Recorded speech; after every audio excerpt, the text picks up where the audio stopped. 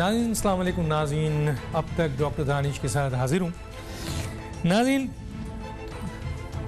मुल्क सियासी जो जमातें होती हैं उनके लीडर्स होते हैं, उनकी तकारीर की अपनी एक नौइयत होती है, हैसियत होती है। फिर वही सियासी जमात के जब लीडर आपके पार्लियामेंट में जाते हैं और फिर कायदे ऐवान बनते हैं और वज़ीर आज़म बनते हैं तो फिर उनकी तकरीर का उनकी वज़ारत उज़्मा की शान शान होती है।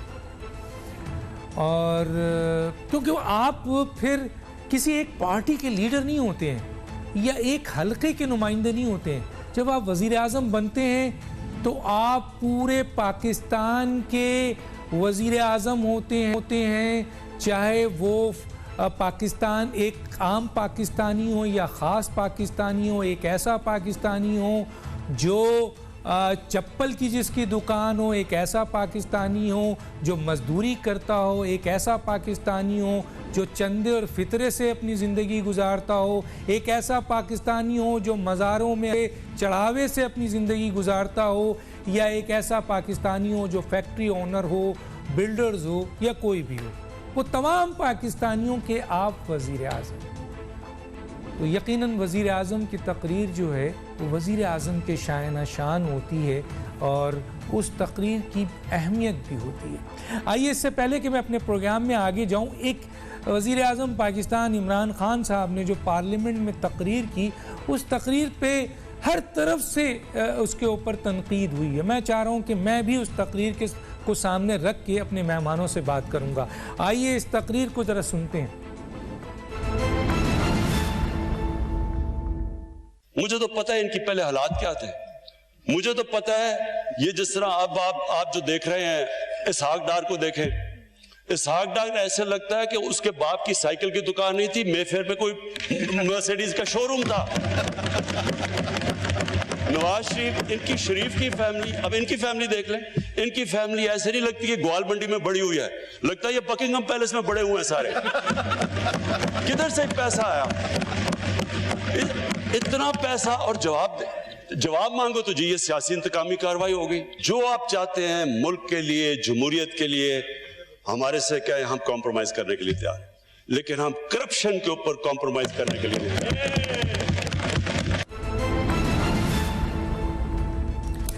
ये आपने तकरीर देखी, ये पार्लियामेंट में तकरीर थी, मुल्क के वज़ीर आज़म की तकरीर थी, इस्लामी जमहूरियत पाकिस्तान के वज़ीर आज़म की तकरीर थी। और इस तकरीर में उन्होंने जिस तरीके से बात की वो आपके सामने है। इस पर हम ज़रूर बात करेंगे।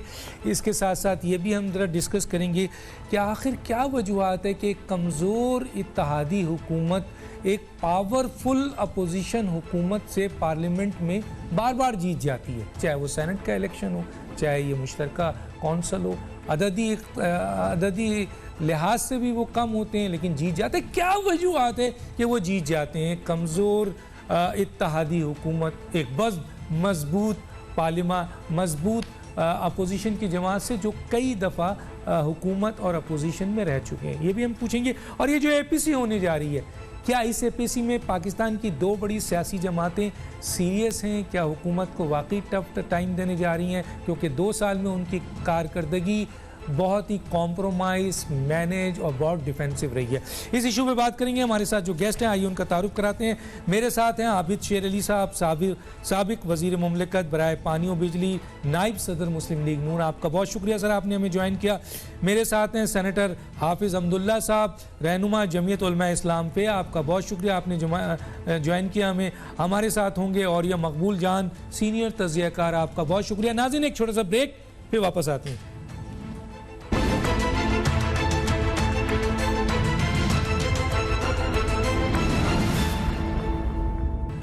वेलकम बैक जी। मैं सबसे पहले औरिया मकबूल जान साहब की तरफ आ जाता हूँ। और सर मेरा जो सवाल आपसे है वो ये है कि जी मेरा ख्याल है वो तकरीर मैंने दिखाई है जो पार्लियामेंट में अभी इमरान खान साहब ने की थी, यकीनन उससे आप वाकिफ़ होंगे और ज्वाइन करने में थोड़ी देर हो गई। तो उस तकरीर में मेरा जो सवाल आपसे है सर कि क्या वज़ीर आज़म जो होता है सर पूरे पाकिस्तान का वज़ीर आज़म होता है, और जब वो इलेक्ट होके आ जाता है वो सियासी लीडर नहीं होता है, सिर्फ वो पूरे पाकिस्तान का कायदे अवान लीडर होता है।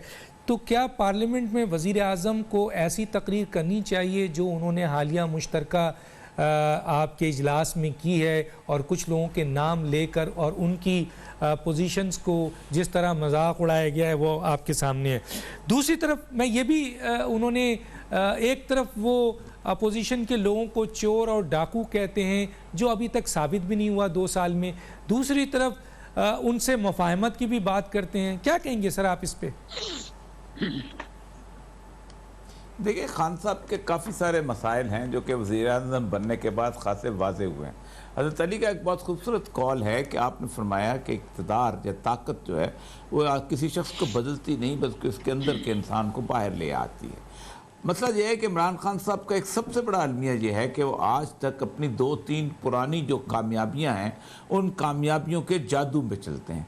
मतलब आप उनकी तकरीर सुन लें, आप एक ज़माने में जब उन्होंने ये की थी कि मैं यहाँ जो है टाइगर फोर्स बना रहा हूँ, और टाइगर फोर्स के ज़माने में उन्होंने गुफ्तगू की कि जब मैं यहाँ शौकत खानम बना रहा था तो पूरा पाकिस्तान मेरे साथ टाइगर फोर्स में चलता था और वो कमाल उन्होंने कर दिया था। उनको अंदाज़ा नहीं कि जिस वक्त वो शौकत खानम बना रहे थे तो उस वक्त नून लीग का वर्कर भी उनके साथ था, पीपल पार्टी का भी साथ था, मौलाना फजलुर रहमान के पीछे नमाज पढ़ने वाला भी उनको पैसे देता था। एक नेक काम है, वो एक इज्तिमाई नेक काम के तौर पे निकले हुए थे, किसी को उस पर कोई एतराज़ नहीं था। लेकिन आप जहाँ एक पार्टी के लीडर हैं, उस पार्टी के लीडर के साथ साथ वज़ीर आज़म भी हैं, और ऐसी सूरत हाल के अंदर कोई एक पार्टी को बीच में लाएंगे तो मसाइल होगा, बड़ा उनका मामला यही। इसी तरह वो अभी तक अपनी उसी एज के अंदर रुके। बस आप आलमी सतह के लीडरों से तकरीर कर रहे होंगे जब वो उस पर टीवी पे तो ट्रैक सूट में पहन लेंगे। भाई आप क्रिकेट के ग्राउंड में तो नहीं बैठे हुए कि आपके उसकी फिटनेस को लोग देखेंगे, आप एक पूरे और से ऐसे आदमी जो है वो बुनियादी तौर पर उसको कहते हैं माजी के अंदर फंसा हुआ शख्स। एडोलेसेंस के साथ ऐसी शख्सियत के अंदर होता यह है कि वो जब किसी से नफरत करता है तो उसको मोहब्बत में नहीं बदल सकता, और अगर वो मोहब्बत करता है तो उसको नफरत में नहीं बदल सकता, खा वो कुछ भी हो जाए। इन लोगों के फिक्स्ड आइडियाज़ होते हैं, और खान साहब का भी मामला यह है कि वो फिक्स्ड आइडियाज़ के अंदर वो घूमते हैं। इसीलिए आप अंदाज़ा करें, अब मैं खुद देखें ना, पूरे पार्लियामेंट जो है उसके अंदर अगर वो बाबर अवान साहब को ना देते पढ़ने के लिए तो एक ऐसा इशू खड़ा ही ना होता। लेकिन जानबूझ के लोगों को तंग करने के लिए, टीज करने के लिए, मतलब आप उसको सोचे फरोग नसीम साहब नहीं पढ़ सकते थे, वो बिल पढ़ सकते थे, बड़ी आसानी से पढ़ सकते थे, अच्छे तरीके से पढ़ सकते थे, लॉ ग्रेजुएट भी बहुत अच्छे हैं, गुफ्तगू भी अच्छी है, अंग्रेजी का लहजा भी अच्छा है, लेकिन क्यों जानबूझ के नहीं तुम ऐसी तुम्हारी ऐसी की तैसी। और इसमें उन्होंने बाबर अवान साहब को यहाँ पढ़ा के सिर्फ बाकी पार्टियों को कुछ नहीं कहा, उन्होंने अपनी पार्टी के इलेक्टेड रिप्रेजेंटेटिव को बताया कि तुम जितने मर्जी वोट लेके आ जाओ, मेरे सामने तुम्हारी कोई हैसियत नहीं, मैं तो अपनी मर्जी करूंगा जो करूंगा। ये है असल में उनका अलमिया। और इसी अलमिया के अंदर उनकी जैसी तकरीरें आपने आज सुनी है, ऐसी वो गुज़श्ता 2 साल से करते आ रहे हैं, उससे पहले वो 8 साल से करते आ रहे हैं, उससे पहले वो 20 साल से करते चले आ रहे हैं। अच्छा सर, इस पर थोड़ा सा कमेंट्स कर दीजिए कि एक तरफ वो अपोजिशन से मुफाहमत की भी बात करते हैं, दूसरी तरफ बिल्कुल डायरेक्ट चोर डाकू पर्सनल हो जाते हैं, लेकिन अभी तक 2 साल में एक केस भी साबित नहीं हुआ है सर। हाँ, वो बात तो है। देखिए, वो तो एक और तरह की बहस है, केस साबित हुआ है नहीं हुआ, वो एक ऐसी बहस है, इस पर पूरा प्रोग्राम चाहिए। और वाकई चोर और डाकू उस वक्त तक नहीं कहना चाहिए जब तक आप किसी अदालती मामलात के अंदर एक मुकम्मल तौर पर वादे तौर पर ना आ जैसा। ज़ाहिर बात है, एक आदमी जो कि पाकिस्तान में पार्लियामेंट का रुकन बन सकता है, इलेक्ट होकर आ सकता है, इसको वोट ले, जब तक उसको एक चोर और डाकू अदालत साबित करके उसको नाअहल करार नहीं देती, और उस वक्त तक तो उसको पूरा हक हासिल है, उसको आइन का हक हासिल है, इंसानी हकूक के तहत हासिल है, उसकी पर्सनल डिग्निटी का हक है कि उसको चोर और डाकू ना कहा जाए कम से कम।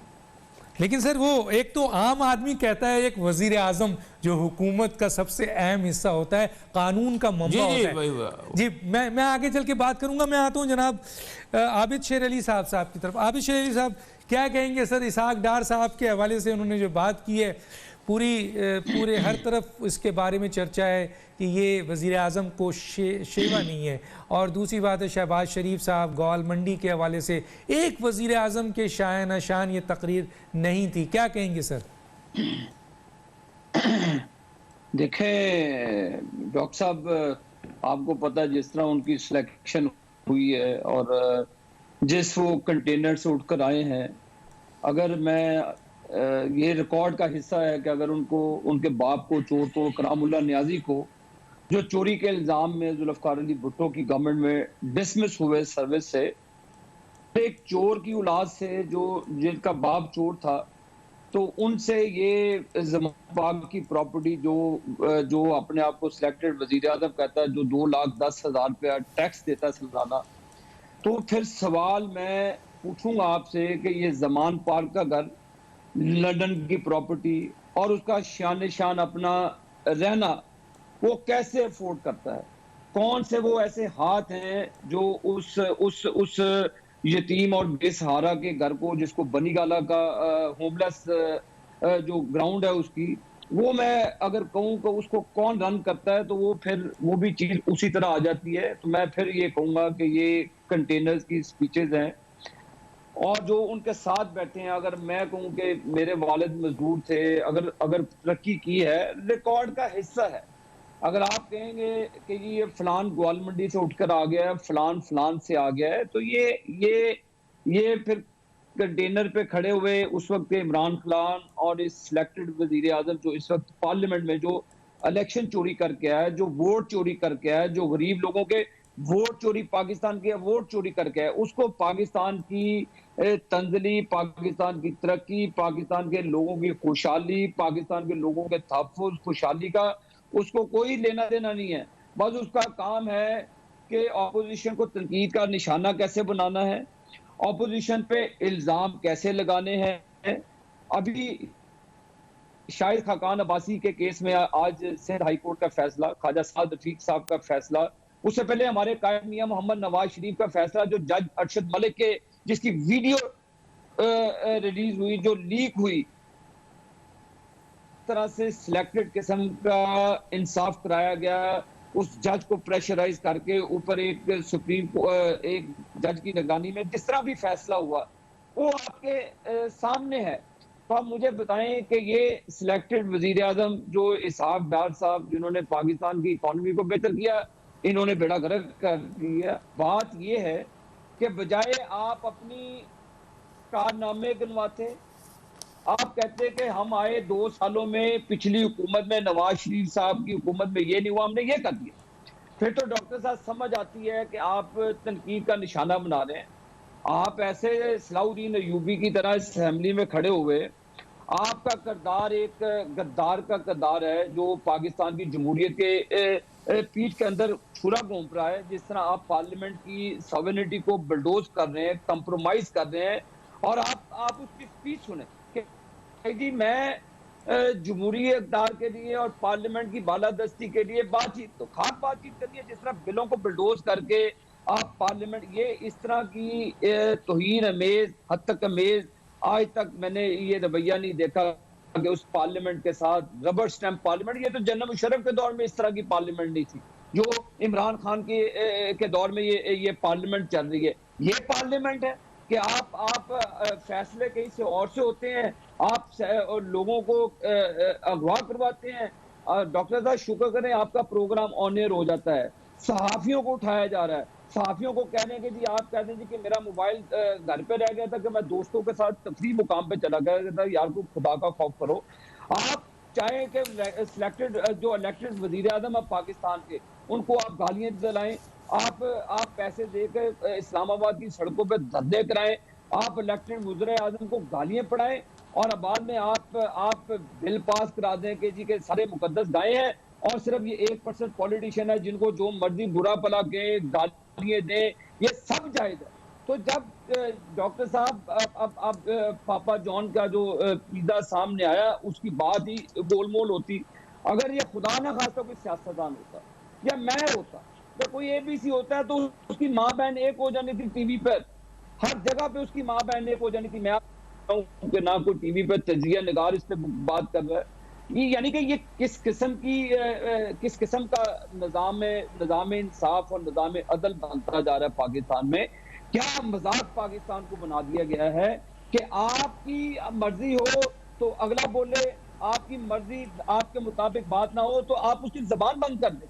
वो नैब का अदारा, जो डाकू और दहशतगर्द अदारा पाकिस्तान का, उनको शर्म आनी चाहिए जिस तरह से वो मुस्लिम लीग नून के और अपोजिशन के लोगों को टारगेट करके उनको जेलों और सजाएं दे रहा है।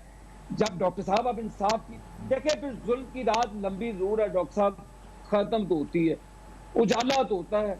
तो फिर मैं यही कहता हूँ कि फिर पाकिस्तान, अब कोई और हुकूमत आती है, फिर पकड़ो दकड़ो, मार चढ़ाई, फिर दुश्मनी, फिर ये किस किस्म की सियासत कर रहे हैं। एक तरफ से आप पाकिस्तान को, एक आखिरी मेरा मैंने आपको बड़े अदब से बात की है कि आप अपनी कारकर्दगी की बुनियाद पर 2 साल में बताएं, पार्लियामेंट में खड़े होकर आपने 2 साल में पाकिस्तान के साथ किया है। पाकिस्तान के गरीब को जो बिजली का बिल था वो अब 1000 गुना ऊपर चला गया है। 10-10, 12-12 हजार एक पंखे चलाने वाले को बिल आता है। पेट्रोल की कीमत 60 रुपए से 120 रुपए पे चले गई। डॉलर 108 से आज 170 रुपए में चला गया। पाकिस्तान की मईशत का जनाजा निकल गया। ये बताते हैं कि आपने पार्लियामेंट में खड़े होकर के जी ये इमरान खान की हुकूमत आई, तब्दीली का साल था, चीनी की उस वक्त की कीमत 45 रुपए थी, आज इमरान खान के तौर पे 100 रुपए की होगी है। ये करता 30 रुपए की कीमत, ये करता पेट्रोल की 60 की। तो फिर डॉक्टर साहब तनकीद हदफ बनाते, नवाज शरीफ और इस्हाक को अच्छे लगते थे। ठीक, अब आप मुझे बताएं कि कौन सा हदफ, कौन सा निशाना, ये फैसला आप करें। ठीक है, मैं आता हूं जनाब हमदुल्ला साहब की तरफ। हमदुल्ला साहब, इससे पहले कि मैं वो उस पर जाऊँ और आपसे भी बात करूँ और ये सबसे भी बात करूँ, जो वोटिंग हुई है और जिस तरीके से अपोजिशन 34 अरकान गायब हो गए हैं, उस पर बात करूँगा मैं। पहले तो मैं इस तकरीर पे आता हूँ। वज़ीर आज़म ने जो तकरीर की है, हमने कंटेनर पे उनकी तकरीर सुनी है, बड़े सियासी और लोगों की तकरीर सुनी है। बड़ी पाकिस्तान में तो खैर उस रेड लाइन को या उस अखलाकियात से तो बहुत ऊपर चले जाते हैं, वो ऊपर से समझ गए होंगे आप क्या है। लेकिन ये तकरीर यकीनन वज़ीर आज़म की नहीं थी, और पार्लियामेंट में इस किस्म की तकरीर वज़ीर आज़म के शान शान नहीं है। क्या कहेंगे? बिस्मिल्लाहिर्रहमानिर्रहीम। बहुत शुक्रिया डॉक्टर साहब, आप तो रोज़ अव्वल से उनको वज़ीर आज़म कहते हैं। हम तो उसको वज़ीर आज़म ही तस्लीम नहीं करते, हम उनको मुंशी समझते हैं। उनकी हैसियत मुंशी से बढ़कर नहीं है। एक बात, ये वज़ीर आज़म का जो लफ्ज़ है, ये जो लक़ब है, ये जो एज़ाज़ है, हम इस किस्म के लोगों को नहीं देते हैं जिसको मुसल्लत करके बिठाया गया है 21 करोड़ आवाम पर। आप उनकी तकारीर, ट्रैक रिकॉर्ड उसका उठा के देखिए। ये आज भी तकरीर जब पार्लियामेंट में खड़े हो के कहते हैं बैसत वज़ीर आज़म PTI के, मुल्क का वज़ीर आज़म नहीं है, PTI का वज़ीर आज़म है। आपके ख्याल में ये होगा कि ये आज भी कंटेनर पे खड़े हो के बात करते हैं। आज भी उनकी माइंडसेट वही है, उनकी ज़हनियत ये है। जब सऊदी अरब में 100 मंदूबीन या 1000 मंदूबीन बैठे हैं दुनिया की ममालिक से, इंटरनेशनल कॉन्फ्रेंस है या सेमिनार है, वहाँ भी वही बातें यही तकरीर झाड़ देते हैं जो 126 दिन वो कंटेनर पे किया करते थे। जब मलेशिया में तकरीर करते हैं, जब चीन में करते हैं, जब अमेरिका में करते हैं, आप उनकी तमाम तकारीर की ट्रैक रिकॉर्ड उठाइए। आपके ख्याल में ये होगा कि ये वही बंदा है जो कंटेनर पे खड़े होकर तकरीर करते थे। लेकिन फ़र्क सिर्फ इतना है कि सऊदी में, चाइना में, मलेशिया में, अमेरिका में बाकी सब कुछ है लेकिन कंटेनर नहीं है। अब बात ये है, उन्होंने जो तकरीर की, इसहाक डार का जिक्र किया, साइकिल की दुकान, नवाज शरीफ की ख़ानदान का जिक्र किया कि पैसा कहाँ से आया। भाई, उस वक्त आपको नवाज शरीफ क्यों याद नहीं था जब आप इनसे सदका, खैरात, ज़कात लेते थे, चंदा लेते थे? उस वक्त आपको क्यों याद नहीं था? आपकी साखदार के दफ्तर में 2-2 घंटे, 3-3 घंटे इंतज़ार करते रहे, खैरात, ज़कात, सदका मानते थे। आप प्लाट लेने के लिए उनके पास गए थे। ये तो वही नवाज शरीफ है। इसलिए मैं कहता हूँ कि ये बंदा नहीं है, ये बंदा है। ये आप खुद देखिए, इन्होंने काबीना ने मंजूरी दी बैंक की तिजारत की। इनका एक विफाकी वजीर कहते हैं कि हमें इमरान खान ने सजेस्ट किया है कि हम चर्स और हेरोइन की फैक्ट्री लगाएंगे और फिर लोगों को मुलाजमतें देंगे। ये कहते हैं कि एक इंजेक्शन लगाओ, फिर आपको नर्सिस, हमारी बहनें, वो हूरें नज़र आने लगेगी। वो कहते हैं कि जापान और जर्मनी का सरहद एक दूसरे से मिलता है, बाउंड्री मिलता है। ये वहाँ अमेरिका में बैठ के कहते हैं कि अलकायदा और तालिबान को ISI ने ट्रेनिंग दी है। आप खुद बताइए, ये मुल्क का दुश्मन है, मुल्क का दोस्त है, ये आवाम का दुश्मन है, मुल्क की सालिमियत के लिए काम करते हैं। उनकी माशी विजन ये है कि लेटरिन की सफाई से शुरू हो जाता है, फिर अंडे पर ख़त्म हो जाती है, फिर मुर्गा और मुर्गियाँ से, फिर कट्ठे भैंस 26 किलो, 10 किलो नहीं 26 किलो दूध। आपने कभी वज़ीर आज़म की इस किस्म की तकरीर आपने कभी सुना है?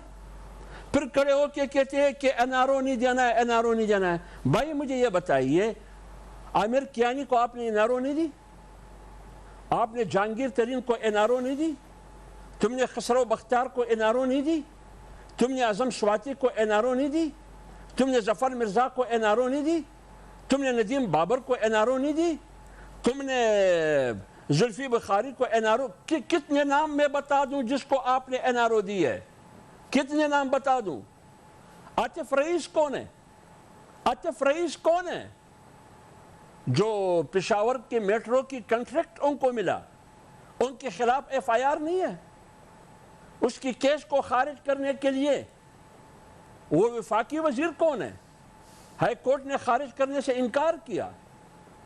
फिर एग्जीक्यूटिव की ताकत इस्तेमाल करके उनकी केस खत्म करने की कोशिश की गई। वो वफाकी वजीर कौन है? वो आतिफ रईस कौन है कि करप्शन के बावजूद वो PTI की वजीर आजम के साथ दौरे में चीन भी जाते हैं? भाई बात यह है कि कोई करप्शन मरप्शन नहीं है। मसला यह है कि सुप्रीम कोर्ट के स्टेटमेंट आपके सामने मौजूद है। ख्वाजा साद रफीक के, आप ये बताइए, जिस वजीर आजम के एक पहलू में कनाडा के शहरी बैठे हों, दूसरे पहलू में बरतानिया के शहरी बैठे हों, और सामने ट्रिपल नेशनलिटी के हामिल एक खातून बैठी हो, कनाडा, सिंगापुर और पाकिस्तान की, आप तो कहते हैं कि हमारे साथ मुहिब्बे वतन लोग होंगे। मुहिब्बे वतन कैसे मुहिब्बे वतन है? अजीब मुहिब्बे वतन लोग हैं। दूसरे मुल्क की शहरियत तो नहीं छोड़ सकते, लेकिन पाकिस्तान की खिदमत छोड़ दी। ठीक, क्यों पाकिस्तान की खिदमत छोड़ दी? आपको तो शहरियत छोड़ना चाहिए था।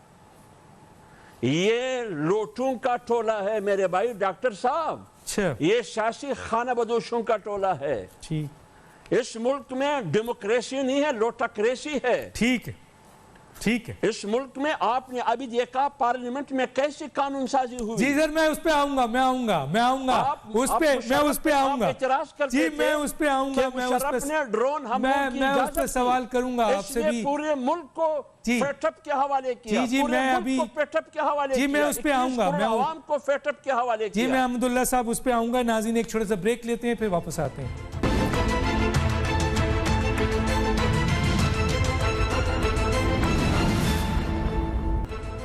वेलकम बैक जी। और ये मकबूल साहब, मैं आपकी तरफ आता हूँ। सर, सेनेट का एक दौर, आपने तो बहुत कुछ देखा है सर, बहुत कुछ जानते हैं माशाल्लाह, उस्तादों के उस्ताद हैं आप। मैं जसारत कर रहा हूँ ये सवाल करने की कि सर सेनेट में आपने देखा किस तरीके से लोग के सामने कुछ वोट का क्या अंदाज था और पीछे क्या अंदाज था सर? सामने कुछ और पीछे कुछ और, क्या कहा जाता है। उसके बाद सर ये मुश्तरका आपका इजलास, जिसमें देखें सर अददी अक़लियत वाली एक कमज़ोर इत्तेहादी हुकूमत, एक कमज़ोर इत्तेहादी हुकूमत सर, जिनके दरमियान बड़े इख्तलाफात हैं, लेकिन वो अददी अक़लियत भी रखती है, एक भारी भरकम अददी अक्सरियत रखने वाली जमातों को शिकस्त फाज देती है। और एक दफ़ा नहीं सर, इस 2 साल में 2-3 दफ़ा तो दे दिया उन्होंने।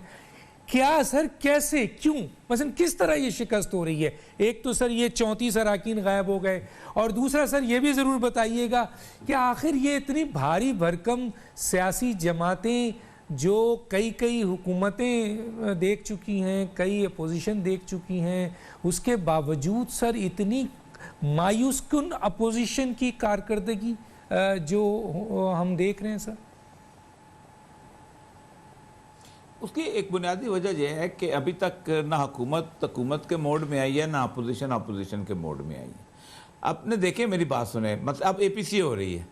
आप मुझे दुनिया में कोई जमहूरी मुल्क बता दें जहाँ अपोजिशन APC बनाती हो। कोलिजन गवर्नमेंट्स होती हैं, हमेशा होती हैं दुनिया में, यूरोप में होती हैं, अमेरिका में होती हैं, इंडिया में होती हैं, इंग्लैंड, अमेरिका में तो खैर इतनी दावत है, इंग्लैंड में होती रही हैं, अमेरिका में तो बराह रास्त सदर मुंतखब होता है, लेकिन हर मुल्क में होती है। लेकिन APC नहीं होती, हर पार्टी अपने नज़रिए को लेकर लहदा चलती है और वो कहती है हम इलेक्शन करेंगे। APC की ज़रूरत क्यों पेश आई? उसकी बुनियादी वजह यह है कि आप एक क्राउड को पुल करके सामने लाने में कामयाब नहीं हो सकती, और दूसरी बात यह है कि आपका रोल जो है पार्लियामेंट के अंदर इनफेक्टिव हो गया। अब देखें ना, जो भी आप कह लें, 227 अरकान है आपके पास अक्सरियत है, आप बिल पे इतराज करने का आपको कोई हक हासिल नहीं, क्योंकि ये बिल आपकी अक्सरियत ने पास किया है। आप एब्सेंट रहे हैं या कुछ हैं, या तो उठें और आज एक करारदाद पेश करें आइन की अमेंडमेंट की कि कल से डिफेक्शन क्लॉज की ऐसी की तैसी।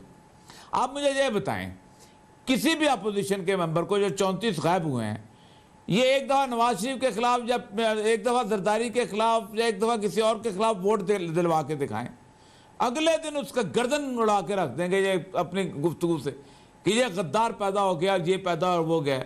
लेकिन कौम के वोट के बारे में आप जो मर्जी करते जाएं, एक बिल के बारे में आप 34 के 34 गायब हो जाएं, और आप फिर उसके बाद कहें कि जी हमें ना बोलने दिया गया। आपका बोलना तो वोट है, आपके लोग मौजूद होते, गवर्नमेंट को तो पसीने आ जाते। मसला सारा यह है कि आप बुनियादी तौर पर जहां आपका रोल है वहां आप कोई रोल अदा नहीं कर रहे ना। आपको देखें, फिर कहा जाता है कि जी हमारे ऊपर मसाइल बनाए हुए हैं। ये किस जगह अपोजिशन में मसाइल नहीं बनते भैया? किस दौर में नहीं बनते रहे? हर दौर में बनते रहे। मैं अब तारीख नहीं दोहराना चाहता पाकिस्तान की, जुल्फ़िकार अली भुट्टो से लेके अब तक, और उसका मुशर्रफ की हुकूमत हो या सियासी हुकूमत हो, हर दौर में, और इवन सियासतदान खुद अपने सियासतदानों के ऊपर करते रहे। भुट्टो साहब जब आए थे तो आपको कभी गुलाम मुस्तफा से उसकी कहानियां सुन ले, क्या क्या उसके साथियों का मिसिंग पर्सन से लेकर अब तक किया गया था। असल मसला यह है कि आप पार्लियामेंट में, अगर आपने, आज में एक प्रोग्राम में था, उन्होंने कहा ये हमारे ऊपर 180 दिन के लिए बिल आ गया, तो मैंने कहा जिसकी अक्सरियत थी मैं तो उससे गिला करूंगा, मुझे हुकूमत से इसमें कोई गिला नहीं। अक्सरियत अपोजिशन की थी उसके अंदर, पार्लियामेंट के अंदर, सेनेट के अंदर अक्सरियत अपोजिशन की थी। आपने वोट नहीं दिया, आपने इस कौम को यरगमाल बनाया, आपने इस कौम के ऊपर एक बदतरीन किस्म का कानून मुसल्लत किया। आप बोलने का कोई हक नहीं रखते इस मामले के अंदर। जी मैं आता हूं जनाब, बड़ी सही बात किया आबिद शेर अली साहब। पोजीशन आपके सामने है, वोट को इज्जत दो। जाहिर है कि ये सारे पार्लियामेंटेरियन हैं, आवाम ने इनको वहाँ तक पहुँचाया है, उनकी नुमाइंदगी करते हैं ये। लेकिन सर ये जो 34 अराकीन नहीं आए, जिसमें मुस्लिम लीग नून के 11 अराकीन नहीं मौजूद हुए, 10 का फ़र्क था वोट के, तो सर ये बिल्कुल सही है कि हम तो सवाल पूछेंगे अक्सरियत से। आप भारी भरकम हैं, 3 दफ़ा हुकूमत में रहे हैं, अपोजिशन में रहे हैं, आपकी हिकमत अमली भी बहुत मजबूत होगी, फिर एक कमज़ोर इत्तेहादी हुकूमत से आप बार बार शिकस्त क्यों खा रहे हैं सर? देखें जनाब डॉक्टर साहब, ये हुकूमत तो है ही नहीं है। मैं और ये फूल जान मेरे बड़े काबिल एहतराम सीनियर साथी हैं,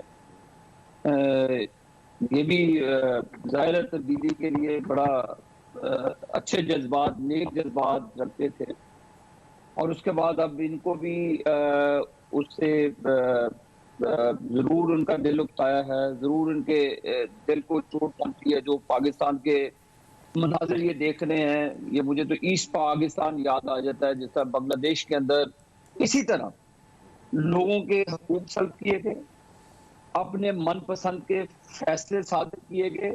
तो हमें अपना एक विंग जिसका नाम बांग्लादेश, जो आज मशरिक पाकिस्तान है, हमने उसको अपने आप से जुदा किया। अपने अपने घर को महफूज करने के लिए डॉक्टर साहब लॉ बना लिए जाते हैं, इस पार्लियामेंट का सहारा लिया जाता है। जैसे जनाब और मकबूल जान साहब ने फरमाया कि हमें हक नहीं है। आप बिल्कुल हक बजाना में, हर बात की तजिया करने में, कुछ गंदे अंडे होते हैं, और जो गंदे अंडे हैं तो जाहिर है वो हर दौर में पाए जाते हैं। लेकिन इसको आप तजिया निगार हैं, आप इसको इस पैराए में देखें। इमरान खान की हुकूमत का मसला नहीं है। इमरान न्याजी के साथ हमें ये क्या पिद्दी का शोरबा, ये मुकाबला करेगा नवाज शरीफ का। ये मुकाबला करेगा हमारा, ये इसमें तो इतनी इसकी औकात और इसकी हैसियत नहीं है कि मुकाबला कर दे। जो चेहरे अपना नकाब ओढ़कर इमरान खान को आगे किए होते हैं, रात के अंधेरे में बहुत काम डलते हैं। अब मुझे बताएं कि जब नवाज शरीफ थे, जरदारी साहब से बेशक इख्तलाफात हों, हम भी उनकी ऑपोजिशन बड़ी खड़काल कर करते थे, लेकिन सहाफियों को नहीं उठाया जाता था, टीवी चैनल्स के ऊपर कदरें नहीं लगाई जाती, सियासी लीडरों के प्रोग्राम चलाने पे, नशर करने पे कोई पाबंदी नहीं लगती थी। जिस तरह पे धरना हुआ, काजी फाइज ईसा साहब का फैसला आया, उसको मद्देनजर रखे कि कौन से वो हाथ थे जिन्होंने वो धरना करवाया, और वो पूरे चैनल लाइव कवरेज देते थे इमरान खान को कि जितनी मर्जी हुक्मरानों को गालियां दे। ऐसा था कि नहीं था?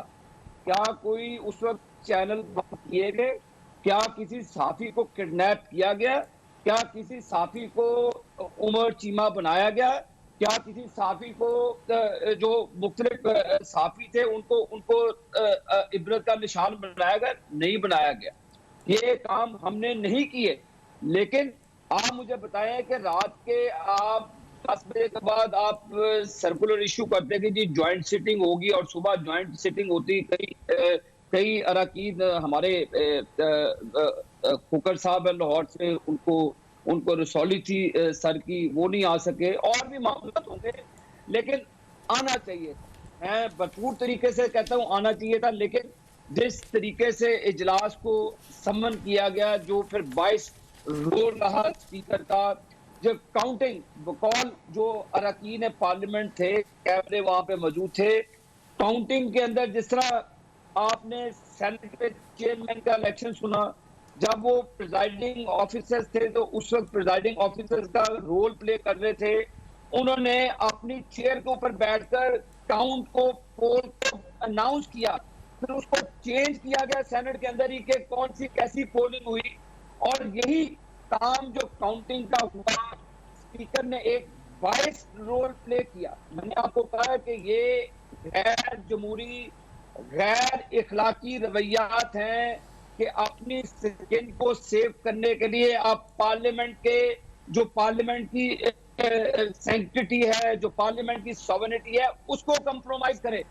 मुझे आज अल्लाह का शुक्र है कि मैं इस पार्लियामेंट का हिस्सा नहीं हूँ जहां पे ये इस तरह के बिल पास होते जा रहे। एक तो इलेक्शन रिग किया गया, एआरटी सिस्टम को ब्लॉक किया गया, हमारी 35 से 40 सीटों को कम किया गया, उसके बावजूद भी औरिया मकबूल जान साहब, हमने इस हुकूमत को फ्री हैंड दिया। तमाम पाकिस्तान के अदारे हमारी तरफ से वो बाबा डैम 100 मोटर ले लिया करते थे, वो अब किधर है?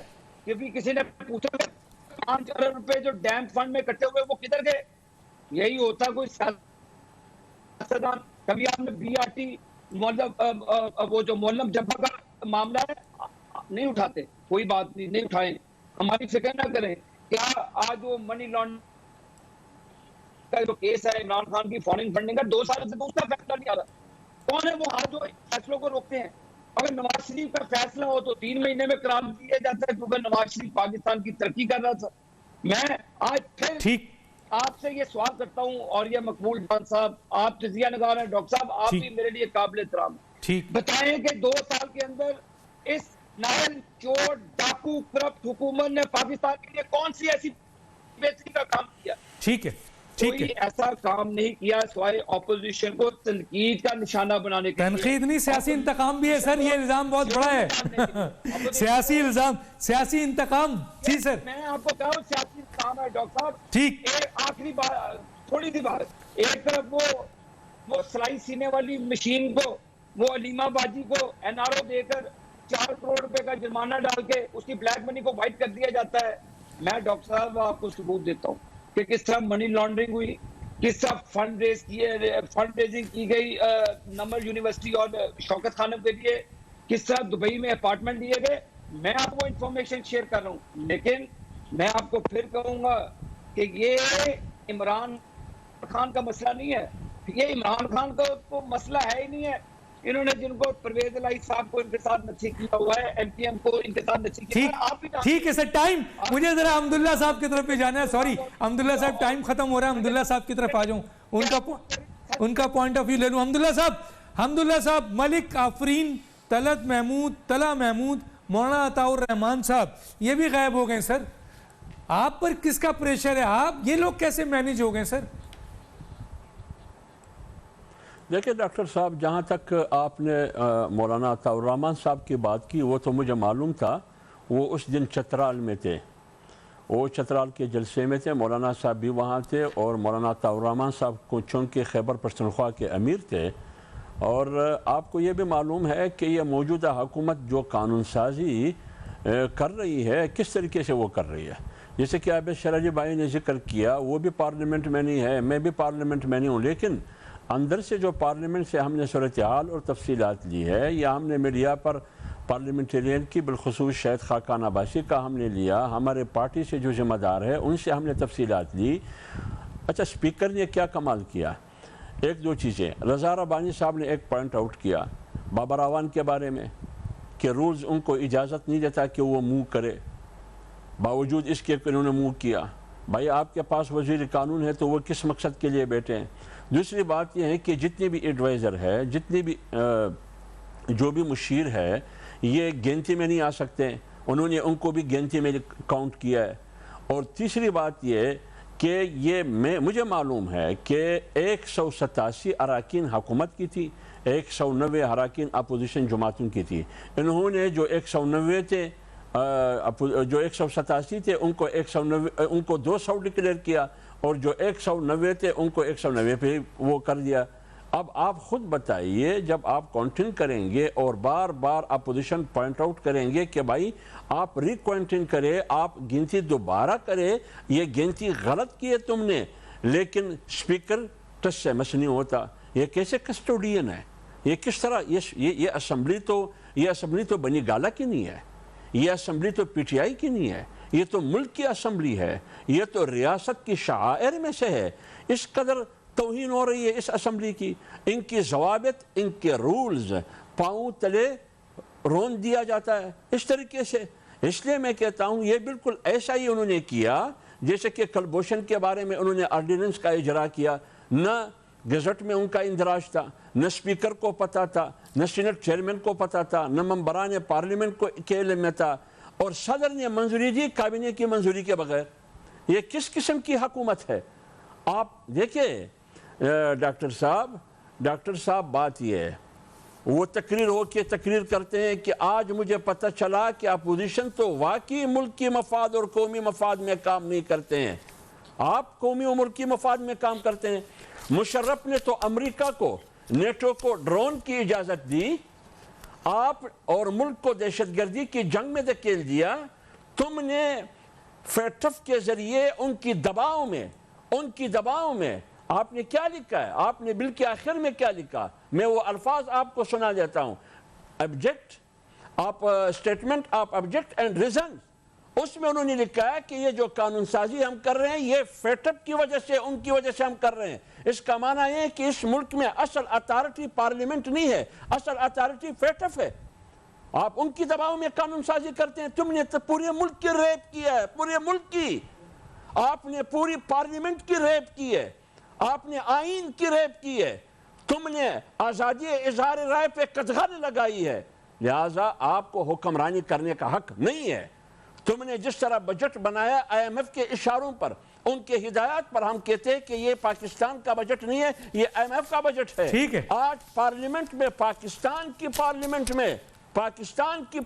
में फेटअप के तो सर घर भेज देना, घर भेज दे। इतने ताकतवर लोग हैं, अददी अक्सरियत है, घर भी तो भेजते नहीं है। आप लोग घर भी तो नहीं भेजते सर। इतने ताकतवर लोग हैं, अददी अक्सरियत है, ये आप घर क्यों नहीं भेज देते हैं? मैं एक जुमला मैं कहूँ, वो खुद कहते हैं, PTI के वजीर आजम कहते हैं कि हथौड़ा भी मेरे साथ है, डंडा भी मेरे साथ है, कलम भी मेरे साथ है, और अंपायर की अंगुली तो पहले से ही थी। तो सर आप फिर रहने दें, फिर 5 साल हुकूमत ये पूरे करेंगे, फिर मजीद 5 साल करेंगे। नहीं, हम लड़ेंगे, हमारी जमहूरी जद्दोजहद आप लड़ेंगे, आपके साथ दो बड़ी सियासी जमातें खड़ी नहीं होती हैं, भी लड़ेंगे, दो बड़ी सियासी जमातें आपके साथ खड़ी नहीं होंगी, आप कैसे लड़ेंगे अकेले? देखिए वो बड़ी सियासी जमातों को फैसला करना होगा डॉक्टर साहब। यस, उनको इमरान खान दो चीजें, या तो इमरान खान को बचाना होगा या पाकिस्तान को बचाना होगा। या पाकिस्तान को। वक्त खत्म हो जाता है डॉक्टर दानिश को इजाजत दीजिए, अल्लाह हाफिज।